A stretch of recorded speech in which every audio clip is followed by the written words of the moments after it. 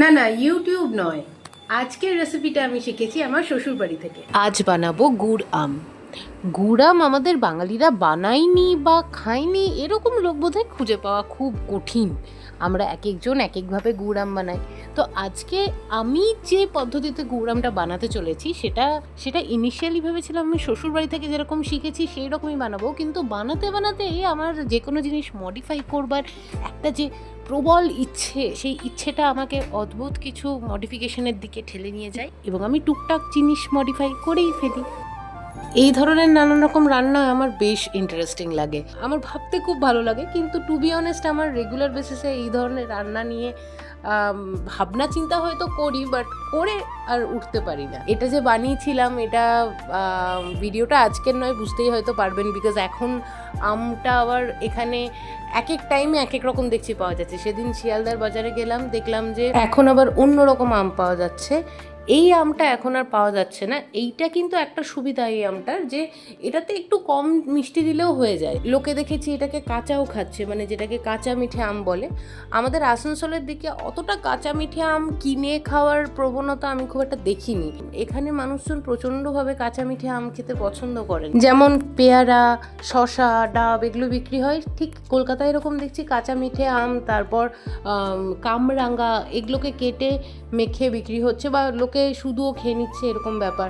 বেশ ইন্টারেস্টিং। তো সেই দেখে আমি একদিন খেলাম, আমারও বেশ ভালো লাগলো। আমি মাঝে মাঝে শিয়ালদা বাজারে যাই, আমার খুব ভালো লাগে, কারণ ওখানে এত জিনিস পাওয়া যায় না, আর এত রকমের জিনিস, তো ওটা খুব অ্যাট্রাকটিভ, এবং তার সাথে সাথে খুব সস্তাতেও জিনিস পাওয়া যায়। ওখানে একটা না মানে বিরাট বড় একটা জায়গা আছে। আমি তো প্রথম যখন গেছিলাম কিছুই চিনতাম না।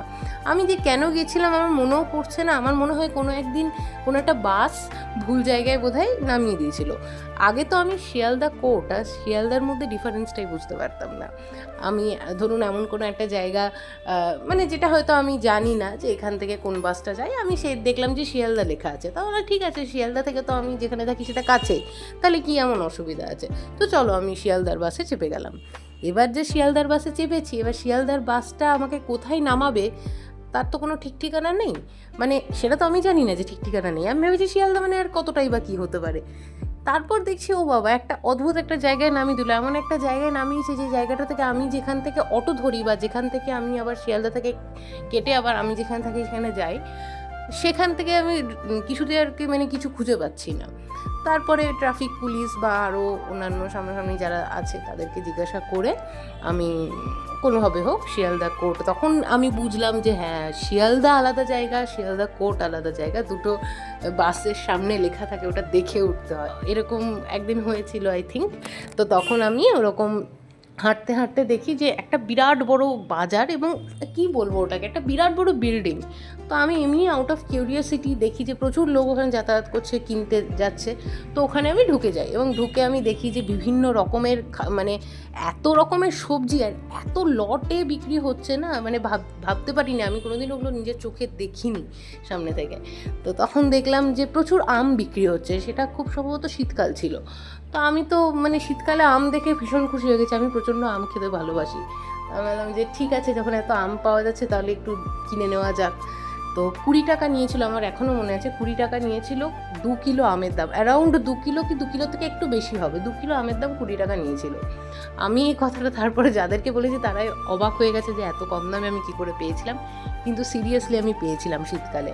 একটু সাইজটা ছোটো ছিল, আমাকে অনেক খাটতে হয়েছিল, অনেক মানে ছাল ছাড়িয়ে অনেকক্ষণ ধরে আমাকে কাটতে হয়েছিল, কিন্তু আমি মানে একটা মানে অন্য রকমের ভাবনা চিন্তা থেকে আমার বেশ ভালো লেগেছিল ব্যাপারটা। এরপর আমি সেটা থেকে চাটনি বানাই, এবং অনেকটা চাটনি হয় যেটা আমি অনেক দিন ধরে খেয়েছিলাম। চাটনি তো ইজিলি ফ্রিজে রেখে দেওয়া যায়। ওই বিল্ডিংটাকে অ্যাকচুয়ালি কী বলে আমি সিরিয়াসলি জানি না, কিন্তু ওই বিল্ডিংটার ভেতরে সমস্ত জিনিস, যারা ধরুন বড় বড় দোকানের জন্য একসাথে জিনিসপত্র নিয়ে যায়, অনেক সবজি যারা ধরুন একসাথে কিনে নিয়ে যায়, তারা ওই বাজারটা থেকে কেনে, বিকজ ওটা লটে পাওয়া যায়।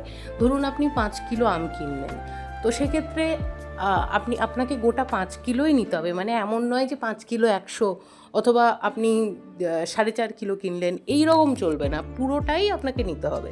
তো আমি এসব জানতাম না, ধীরে ধীরে যখন জানলাম তো খুব ভালো লাগতে শুরু করলো। আমের সিজনে আম, আবার লেবু যখন পাওয়া যায়, এখন যেমন প্রচণ্ড পরিমাণে পাতিলেবু পাওয়া যাচ্ছে, তো পাতিলেবু সিজনে প্রচুর পাতিলেবু, মানে সবাই ওখানে পাতিলেবু বিক্রি করছে। এরকম বেবি কর্ন, যেগুলো আমরা অন্যান্য জায়গায় বেবি কর্ন অনেক দাম দিয়ে কিনি, ওই জায়গাটার সাথে কম্পেয়ার করলে বোঝা যায় যে আমরা অ্যাকচুয়ালি প্রচুর দাম দিয়ে বেবি কর্ন কিনি। সেখানে ওই শিয়ালদার বাজারে খুব সস্তায় বেবি কর্ন পাওয়া যায়। মাশরুমটাও খুব সস্তা না, বাট ঠিক আছে, এমনি নর্মাল দোকানের থেকে অনেকটাই সস্তা। এই যে শিয়ালদার যে জায়গাটার কথা বলছি, ওইখান থেকে যদি একদম সোজা হেঁটে যাওয়া যায়, একদম সোজা, তাহলে একদম হাঁটতে হাঁটতে মানুষ কলেজ স্ট্রিট পৌঁছে যেতে পারে। এই ছোট ছোট রাস্তা আবিষ্কার করতে, ছোট ছোট খাবার দাবার, মানুষজনকে দেখতে, বিভিন্ন রকমের ব্যবসাকে চোখের সামনে থেকে দেখতে আমার খুব ভালো লাগে, আমার খুব ইন্টারেস্টিং লাগে। আজকের মতো এখানেই শেষ করছি, আবারও আসবো কোনো একদিন গল্প করতে। টাটা।